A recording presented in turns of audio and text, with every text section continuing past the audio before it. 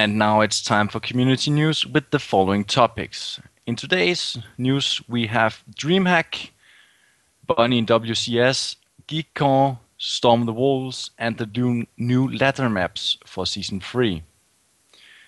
And the first news, of course, is DreamHack that was played this weekend. And it has been a year since the 2011 MLG Providence Grand Final.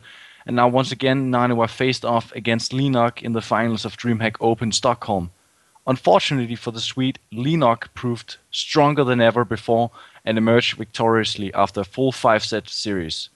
Lenok only dropped one map before the final and 3 maps overall, making this the most dominant Lenok ever to be witnessed in a foreign tournament.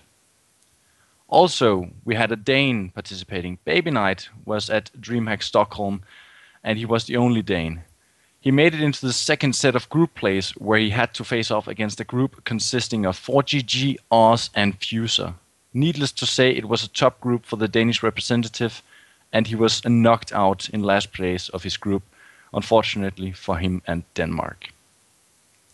Moving on, Bunny in WCS. Bunny was the first Danish player to play in Blizzard's World Championship Series Europe.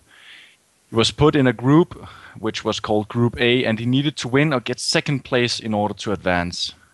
The pressure was immense, as it was the first group to be played after the qualifiers.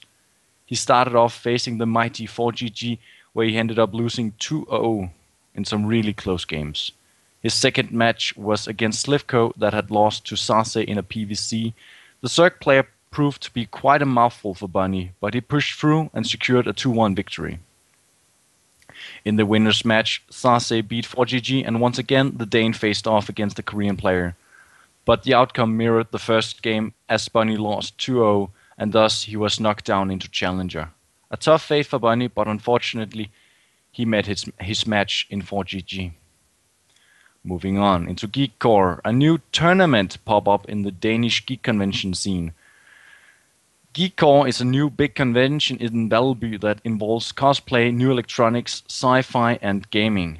Geek Core has announced that the new Danish StarCraft, a new Danish StarCraft 2 tournament with a big prize pool has been made by them. So far, it is at 5,000 Danish crowns. They are currently only expecting 12 participants, but if more will show up, they consider raising the prize pool. The current price to participate is 150 Danish crowns. Storm the Wolves. The last edition for the Copenhagen Wolves SC2 roster has been found. Storm ended up being the player with the most votes in the Copenhagen Wolves Facebook poll. More than 3,000 votes were cast, and considering the size of the Danish community, it was quite a lot.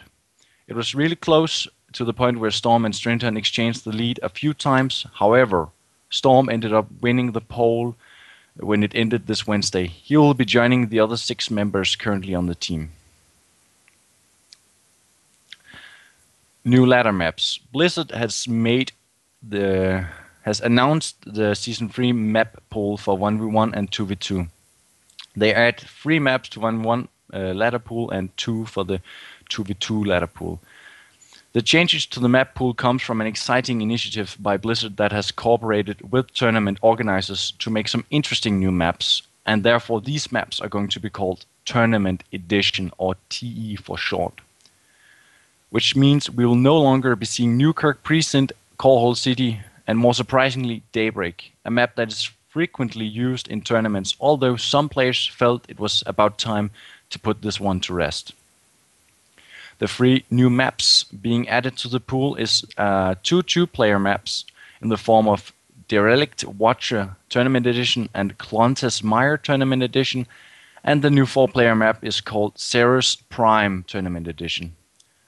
This comes a few weeks before the next installment of Team Liquid's map-making contest, and this contest has previously given us the maps Ohana and Cloud Kingdom, and maybe that also will pave the road for some new maps that will be as highly regarded as the other 2.